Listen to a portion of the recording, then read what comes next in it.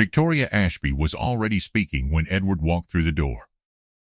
He had come in from the street with his coat still on and his keys in his hand, and the particular distracted quality of a man whose morning meeting had run 40 minutes long and who has been composing emails in his head on the drive home. He pushed the front door open, and he heard her voice from the hallway, controlled, carrying, with the specific pitch she used when she had decided something and was informing the room rather than discussing it, and he stopped just inside the door, without fully closing it behind him. Henry Walsh was standing in the entrance hall with his cleaning kit set down at his feet, and his hands at his sides and his face arranged in the expression of a person who is receiving something they did not ask for and have decided not to resist. He was a lean man, quietly built, somewhere in his mid-30s, with dark hair, and a way of standing in a room that suggested he had given considerable thought to how much space he was entitled to occupy. He was wearing his work clothes. His coat was over his arm. He had, Edward would later realize, already understood what was happening before Victoria had finished the first sentence. Victoria was holding something, a small silver pocket watch, lying flat in her palm, offered as evidence.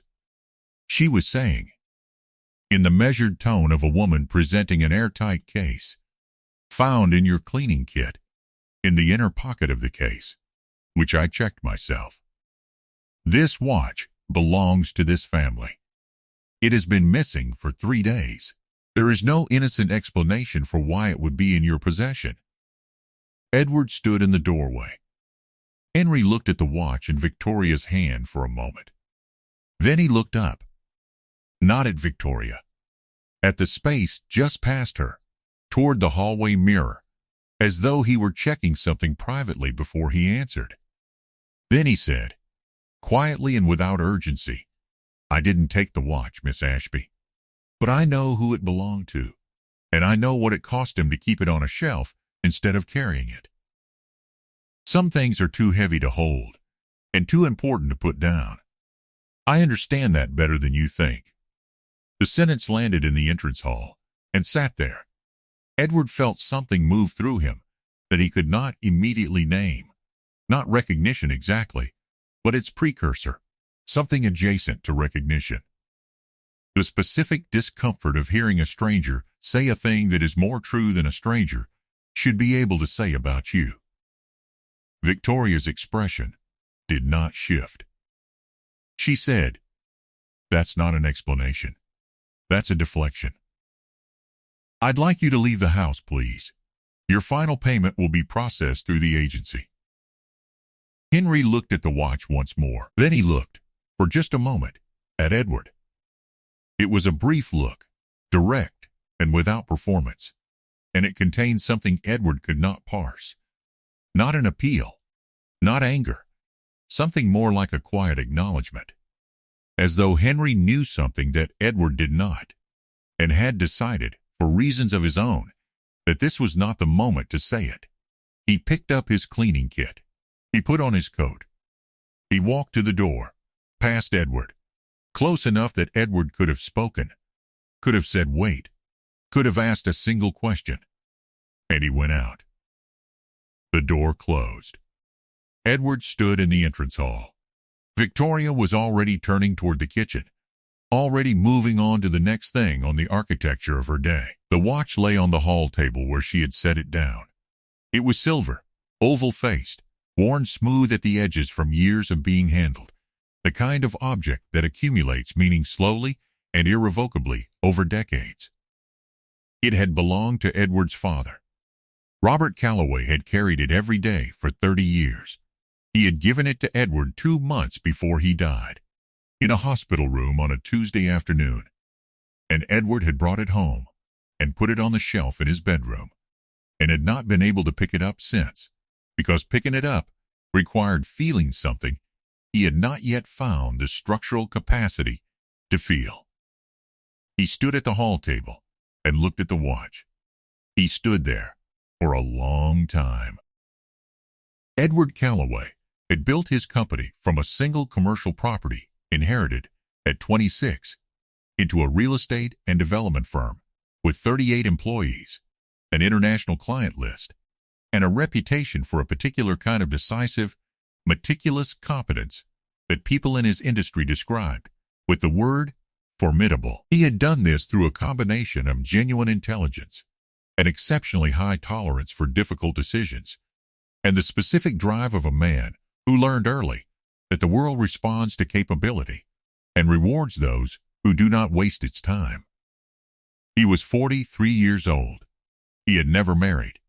He had come close once, years ago, with a woman who had eventually told him that being loved by him felt like standing outside a lit window in the cold.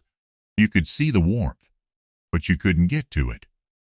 He had thought about that sentence more than he had ever told anyone.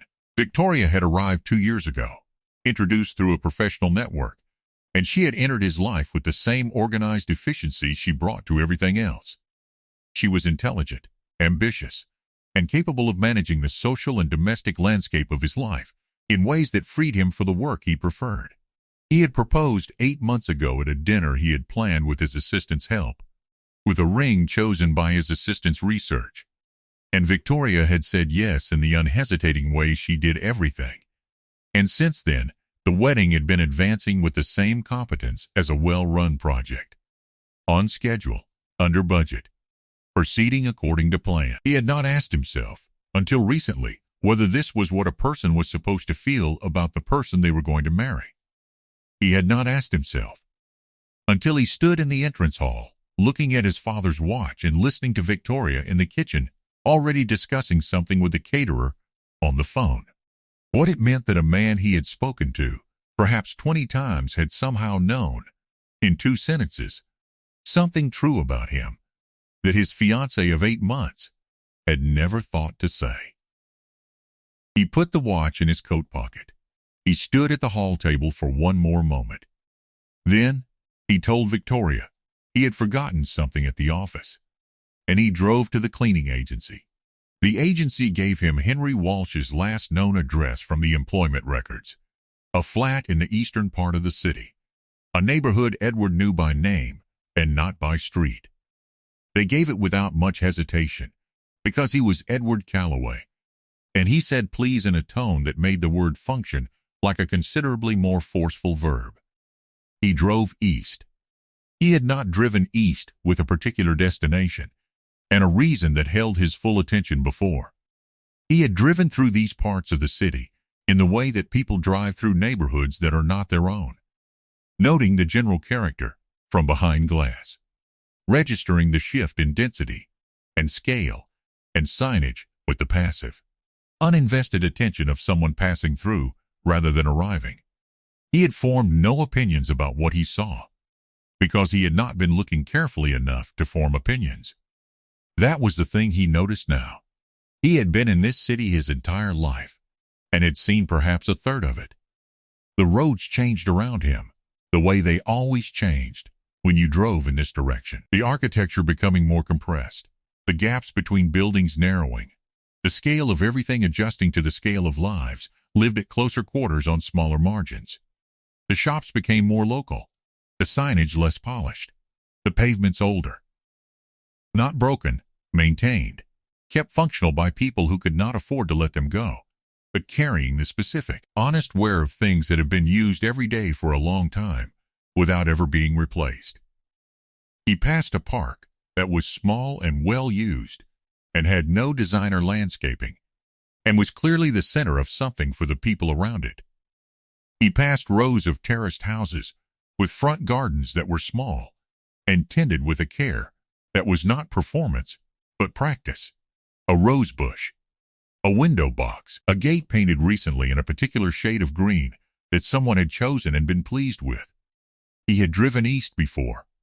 He had not driven to streets quite like this one, and he could not entirely account for why that was, except that the reason requires you to be honest about how much of the city you have ever actually needed. Henry was not at the flat. A neighbor, a woman in her 60s, who answered the door in a housecoat and evaluated Edward with the frank, unimpressed efficiency of someone who makes accurate assessments of people for a living, said Henry had gone to visit his mother, as he did every Wednesday afternoon without exception, and gave Edward the name of the care home on Millbridge Road without being asked. The way people give information when the person asking looks like they need it for a reason that is more than curiosity. The care home was a low, wide building set back from the road behind a small car park. The exterior was institutional, but not unkind. There were flower boxes in 3 of the lower windows, recently watered, and a wooden bench near the entrance that had been placed there with genuine intention and was clearly used. Edward parked on the street rather than in the car park, without being entirely sure why. He sat in his car with his hands on the wheel for a moment, listening to the engine cool. Then he got out. He found a window on the ground floor. Not by design. He had been walking along the side of the building looking for the entrance when he passed it. A wide sash window. The lower panel raised 2 inches for air, looking into a small private room. He stopped. Henry was sitting in a chair pulled close to the bed. The woman in the bed was older, mid-70s, Edward estimated. Slight and white-haired, her face carrying the particular translucence of a person whose body has been using itself up slowly for some time. A lamp on the bedside table gave the room a warm, amber quality that was entirely unlike the fluorescent weight of the rest of the building. Henry had his forearms resting on the edge of the bed and his hands loosely folded, and the woman, his mother, Margaret, though Edward did not yet know her name, had one hand placed over his. Edward stood at the window, and he did not move. Henry was speaking, quietly, in a voice Edward had never heard him use in the house on Alderton Place, unhurried and low and entirely unguarded, the voice of a man who is only completely himself in one place in the world and knows it. Edward could hear fragments through the gap at the window's base, carried by the still afternoon air. Got the engraving done. Came out well. He'll understand it when he sees it, I think. Margaret said something Edward couldn't hear. Her voice was thin but present. Henry said, I know it's not my place to say anything. That's not what this is. I just wanted to do something for him, even if he never knows it was me. Margaret said something else. A question, it seemed, from the inflection. Henry was quiet for a moment. Then he said, in the specific gentle tone of someone speaking a true thing that cost something to arrive at, I found him. Mum, he's a good man. I think Dad would have been glad. The silence that followed was the kind that closes around something complete. Edward Calloway stood at the window of that care home on Millbridge Road, with one hand against the wall to keep himself upright, and he felt the world reorganize itself around a single sentence. Not violently, not with the drama of explosion. The way a map reorganizes when you realize you have been reading the scale wrong. The distances were always what they were. You simply misunderstood what they meant. He stood there for a very long time. Long enough for the light inside the room to shift slightly as the afternoon moved. Long enough for Henry to take something from his jacket pocket, something small, silver, and place it on the bedside table beside the lamp. Long enough for Edward to understand, before he had confirmed anything, before he had spoken to anyone or read a single document, what the watch had been doing in Henry Walsh's cleaning kit. He walked back to his car. He sat in the driver's seat. He took his father's watch from his own coat pocket and held it in both hands and looked at the engraving on the case. The original engraving, R.C. 1971, which he had read 1,000 times, and then he turned it over, and he saw that there was new engraving on the back, fine and clean, recently done, for he knew about you. He was proud. H. His hands did not shake. What happened was slower and less dramatic and considerably harder to describe. Something in the structure behind his eyes gave way, quietly, like a wall that has been holding back water for years. and has finally decided it has done its job. He sat in the car outside the care home for 22 minutes. He did not start the engine. He sat and held the watch and read the engraving on the back 4 times and looked at nothing in particular through the windshield and breathed. Then he called Gerald Hurst. Gerald Hurst was 71 years old and had been the Calloway family solicitor for longer than Edward had been alive. He had drawn up Robert Calloway's will, his business succession documents, 3 property transfers, and 1 document that he had held sealed in his office for 4 years, as instructed, to be opened only if and when the person it concerned came looking. He had, in those 4 years, wondered more than once whether that person ever would. When Edward called and said his father's name, and then said the word adoption, Gerald Hurst was quiet for a moment, in the way that people are quiet when they have been expecting a conversation for a long time and are simply allowing it to arrive. He said, "I think you should come to the office, Edward. I have something for you." The document was 11 pages long. Robert Calloway had written the covering letter himself, in longhand, in the specific careful cursive of a man who had thought very hard about every word, and crossed out and rewritten more than Edward would ever see. The facts were these. Robert Calloway had been 22 years old when his first son was born, to a woman he had loved and could not, for reasons of circumstance and cowardice he did not minimize, stay with. He had arranged the adoption. He had made financial provision anonymously for the child's care. He had watched, from the specific agonizing distance of a man who has made an irreversible decision he is not certain was right, as the child grew up in a family that loved him well. He had included a photograph, Henry Walsh at age 7, missing a front tooth, standing in a garden with a woman Edward did not know, who was clearly Margaret. And then Henry Walsh at 31, in a photograph Robert had taken himself, from a distance, on a street near the care home. His son, who did not know him, whom he could not tell.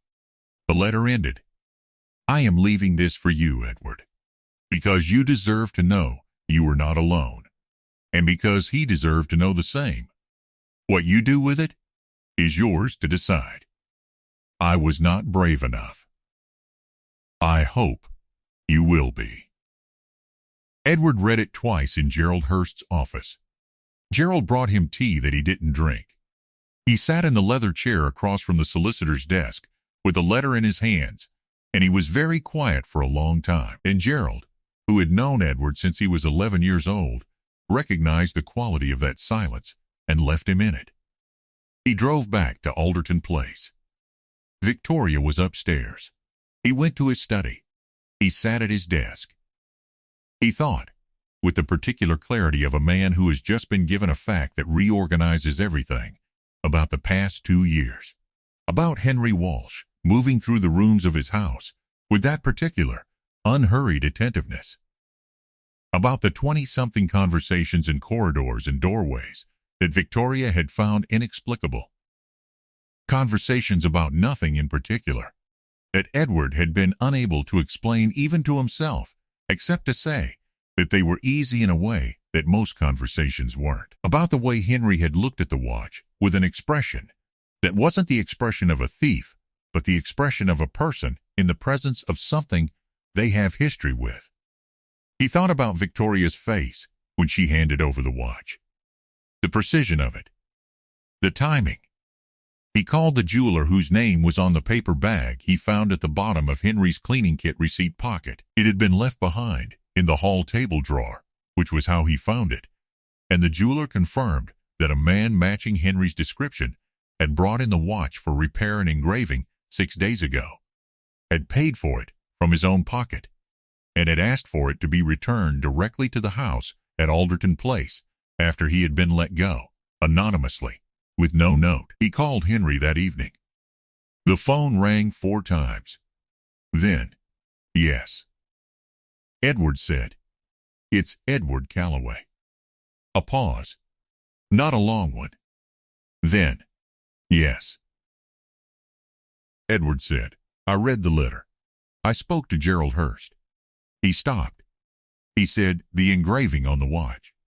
Henry said, carefully, I'm sorry if I overstepped. Edward said, you didn't. He stopped again. The sentence he needed to say next was not a difficult one, but it was the first of its kind he had ever said, and it needed to be said correctly. He said, I'd like to meet you, properly, not at my house. Somewhere neutral. Would you be willing to do that? Henry was quiet for a moment. When he spoke again, his voice was the same voice Edward had heard through the care home window, unhurried and low, and entirely unguarded. He said, yes. I'd like that. Victoria was in the sitting room when Edward came downstairs. He sat across from her, and he told her what he had found. He told her about the document, and the jeweler, and the engraving, and the care home on Millbridge Road. He told her about watching Henry through the window. He told her what Henry had said to his mother. I think Dad would have been glad. She listened to all of it with the composed, unreadable attention she brought to difficult information. When he finished, she said, you can't know for certain it's true until it's been verified. He said, Gerald Hurst verified it. The DNA test that my father arranged 4 years ago is in the document. It was verified then. She said, he was in your employ. He had access to your personal effects. He could have researched, he said. He had the watch repaired and engraved with his own money and sent it back anonymously after you fired him. He never said a word to me. In 2 years, he never once used what he knew. He paused. When did you decide there was something wrong with him, Victoria? She said, I decided there was something irregular about his interest in you. He said, because we talked. She said, because you talked to him differently. He said, I talk to him the way I talk to someone when it's easy. I didn't know why. I know now. The silence in the room was not comfortable. Victoria said several more things. She said them with precision and volume, and the well-organized logic of a woman who has always been able to argue her way to the outcome she wanted. Edward listened to all of it. He had made his decision before he sat down, and he was comfortable enough with himself to let her finish. When she was done, he said, very simply, that he thought they both understood what was true here, and that continuing would not serve either of them. She left Alderton Place the following morning. Dorothea Penn, the head housekeeper, watched her go from the upstairs landing with the expression of a woman who has been waiting for something for a long time and is too well-mannered to let her relief be visible, but is not quite managing it. Dorothea had noticed the resemblance as it happened in Henry's 3rd week in the house. She had said nothing because it was not her place to say it, and because she was not certain, and because some things she had learned in 63 years of life find their own way to the surface without requiring assistance. The meeting between Edward and Henry took place on a Saturday morning in a cafe near the care home on Millbridge Road. Henry's choice, and Edward had understood immediately why he had chosen it. It was neutral, yes, but it was also his territory, not Edward's, and that was a deliberate and correct thing. They sat across from each other with coffee they didn't drink very much of, and talked for 3 hours. They talked about Robert Calloway, about the things Edward remembered, and the things Henry had pieced together from the document and the distance.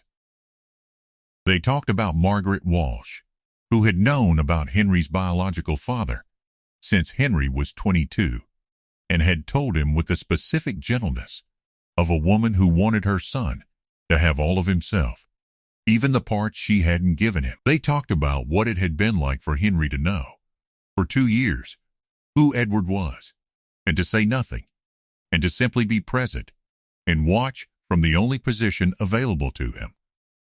They talked for a long time. At one point, Edward said, "You could have told me." And Henry said, "How?" And Edward sat with that for a moment and said, "I don't know." I think I might not have believed it. Henry said, I know. Edward said, you trusted that eventually I'd see it myself. Henry said, I trusted that Dad was right about you. The Robert Calloway Foundation was registered 6 weeks later. The announcement was made publicly, with both brothers present, at a small ceremony in the offices of Gerald Hurst, who had worn his good suit, and was visibly moved in the specific, contained way of an elderly solicitor who has been waiting 4 years for a room to contain this particular outcome. The foundation's stated purpose was adoption support and family reunification services, with specific funding for care costs for elderly adoptive parents of adult foundlings. Its first act, processed before the public announcement, was the permanent coverage of Margaret Walsh's full care at the home on Millbridge Road. Dorothea Penn attended the ceremony and stood at the back with her hands folded and allowed herself, just briefly, to look entirely and unguardedly pleased. Henry Walsh sat at the table next to Edward Calloway and signed his name next to his brother's on the foundation documents, and the solicitor witnessed both signatures. And the spring light came through the office window at the angle it comes through old windows in old buildings, warm, slightly amber, carrying with it the particular quality of light that seems to be making a point about time and what it does. On Edward's desk, the following morning, the silver pocket watch was ticking. He had not wound it. He had placed it on the desk the previous evening, as he did every evening now, and he had not touched it since. And yet in the morning it was running, steady and clean and certain, keeping time in the precise way it had kept time for 30 years, in Robert Calloway's breast pocket. It had not ticked since the day Edward's father died. Edward stood at his desk and listened to it for a long moment, and then he put it in his own breast pocket for the first time and wore it through the day. What no one had seen in the 2 years Henry Walsh had moved through the rooms of that house was how much he had already given. Not just the watch, though the watch was the thing that cracked the story open, but the smaller things, the invisible things. The door handle on the 3rd floor that had been stiff for months and was one morning simply fixed. The loose tile near the kitchen step, noted by no one, rehung with adhesive and left without comment. The copy of a book Edward had mentioned offhand, once, as one he had always meant to read, appearing on the hall table one Tuesday morning in a paper bag from a second-hand shop. No card, no explanation. Edward had never connected these things. He had attributed them to maintenance, to coincidence, to the general order of a well-run house. He had not asked who, because it had not occurred to him to ask who. Henry had been building a relationship with the only material available to him, quiet, useful care, offered without expectation of recognition, across a distance he could not yet close. That is what the house had been.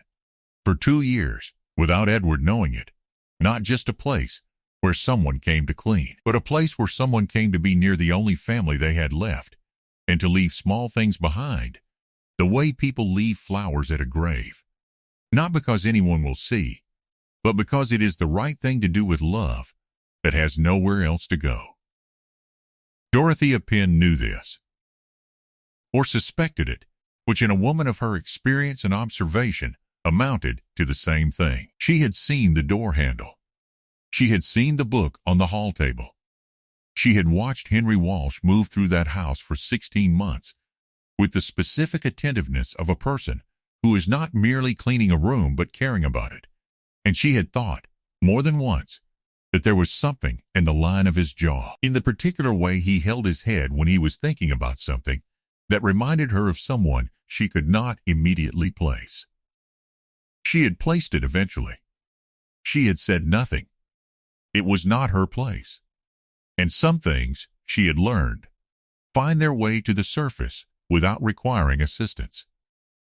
Edward Calloway, for his part, had done what he could to be worthy of what he was given. He had been honest with Henry at the cafe on the Saturday morning about the things he had missed and the ways he had been managed, and the ease with which he had accepted those arrangements, because examining them would have required a kind of attentiveness He had stopped practicing somewhere in his early 40s. He had said, at one point, "I think I was not paying attention to the right things for a long time." And Henry had looked at him in the direct, unhurried way he had, and said, "You're paying attention now." And Edward had understood that this was not a consolation but a fact, and that Henry Walsh was the kind of man who deals in facts, and that this was, among other things, a family trait. Margaret Walsh received them both on the following Sunday. She was sitting up in bed when they arrived, which the nurses said was better than the previous week, and she had her good cardigan on, which told Edward everything about how she had been thinking about the morning. She looked at Edward for a long time when Henry introduced them. She did not say the things that people say when they are trying to fill a moment with words. She said, "Your father had your eyes. He was kinder than he knew how to be. I hope you are too." And then she patted the chair beside the bed and asked if he wanted tea. And that was how it began. The foundation's work started with Margaret's care and expanded outward 12 families in the first year. Reunification services for 6 adult adoptees. A legal aid fund for families navigating the specific bureaucratic cruelty of closed adoption records. The work was real, and the need was vast. And Henry ran the charitable operations with the same quiet, organized attentiveness with which he had run everything else in his life. He was good at it. Edward had not been surprised. The repaired watch stayed in Edward's breast pocket. He wound it every morning. It kept perfect time. If you have ever been the child who was put down and told the story was over, if you have ever spent years in a room belonging to someone else, doing useful work, knowing something true about yourself that the room was not ready to hear, if you have ever chosen patience over urgency because you understood that the right moment cannot be forced, only waited for, then you already know what Henry Walsh knew. You know the specific, disciplined love of a person who shows up every Wednesday to a care home on a road with no particular name and sits beside a bed and holds a hand and says the thing that is true. "I found him. He's a good man. I think Dad would have been glad." That is what he carried into that house every morning for 2 years, into every room, every corridor, every brief exchange in a doorway about nothing in particular. He carried the knowledge of who he was, and he carried it quietly, and he waited, and he was right. Because the blood that binds two people does not ask permission, does not observe class lines, does not wait for the right moment. It simply finds its way through every wall that was built to stop it. Om.